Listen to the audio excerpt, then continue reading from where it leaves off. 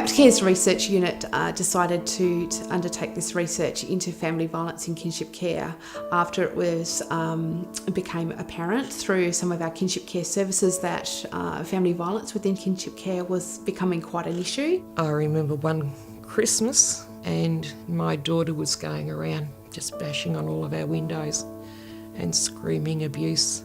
I had to bundle my eldest granddaughter up in my arms and race out to the car, and I just sat her in the seat and said, whatever you do, just keep looking straight ahead. Just keep looking straight ahead. We're going to go and have Christmas Day and it's going to be really good. Just keep looking straight ahead. And we drove off and left Mum creating havoc around our house. And that was Christmas Day. The majority of the kinship carers that were interviewed reported that the biological parents either had drug use or mental health issues that had impacted on their capacity to care for the child. My daughter met a person who was an ice dealer, and he was lacing her pot with ice and got her addicted. From that point on, Jade wasn't a priority to her, and Jade moved into our care pretty much full time. My daughter actually asked me, would I take the children and just give her a chance to get onto her feet? Yeah, that's 14 years ago. So the majority of kinship carers are grandparents. The impact of looking after a small child as you're getting older, it makes the job a lot more difficult.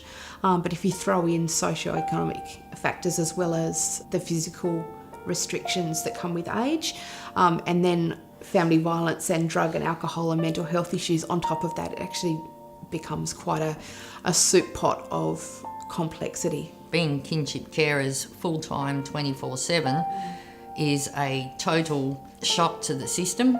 It's not something that we could prepare for. I've often said probably one of the hardest things though is dealing with the adults, because everybody has their own agenda. You're standing in courtrooms which you've never had to do before, and no one ever tells you anything about that. You just think you want to help your grandchildren, but it's way more complex than that. So kinship carers are in a unique position in regards to family violence in that there is a lack of restriction of access. In most instances that might not be a problem, but where there is drug and alcohol issues, where there's mental health issues and where there are violent behaviours, that can actually expose the kinship carer and the child in their care to significant levels of violence. I remember one incident where I had to have my daughter removed from the house by the police. And for probably about 2 years after that, they used to say to me, you called the policeman and he took Mummy away and she didn't come back.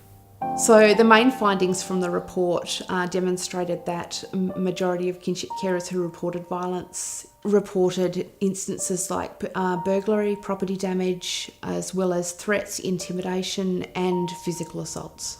For us, threats and intimidation was the main family violence that we experienced. There's physical violence, there's emotional violence, there's verbal violence. It comes in many different shapes and forms. We lost friends and family because of what was said on social media. People took what was said there to be gospel, that we stole the baby. There's been a lot of instances of aggression and violence, and that was in the past, and my daughter has cleaned her act up a lot and she's drug-free. The eldest granddaughter, Lily, and I were talking about it the other day, and we were saying we do love her. We so are able to forgive her. We can't forget what happened, but we can forgive what happened. There's a lot of inequity that's occurring in regards to informal kinship carers' status. If the children are not subject to a statutory order, then those kinship carers are not entitled to the same supports, services and financial assistance as foster carers or formal kinship carers. We're locked out of accessing funds and support services. It's an absolute nightmare. Nobody tells you that you're going to have to deal with government departments and have to deal with courtrooms, fighting to keep your grandchildren, only to have it said to you 100 times, you're only the grandmother. I wasn't just only the grandmother, I was the one that wanted to give them a chance.